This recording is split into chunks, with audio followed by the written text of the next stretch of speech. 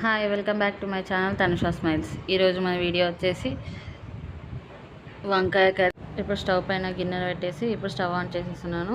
So దాంట్లో oil వేసేస్తున్నాను. దాని తర్వాత నేను ముందుగా కట్ చేసుకున్న ఉల్లిగడ్డ, పచ్చిమిర్చి, టమాటో, వంకాయలు అన్నీ ముందుగానే కట్ చేసి పెట్టుకున్నాను. సో దాంట్లో ఉల్లిగడ్డలు, పచ్చిమిరపకాయలు అన్నీ వేగిన తర్వాత దాని తర్వాత పసుపు వేసుకొని దాని తర్వాత నెక్స్ట్ వంకాయలు కూడా వేసేసుకున్నాను. సో ఇప్పుడు కొంచెం అవి వేగిన తర్వాత టమాటో కూడా వేసేసుకున్నాను. దాంట్లో కొంచెం ఉప్పు యాడ్ చేశాను.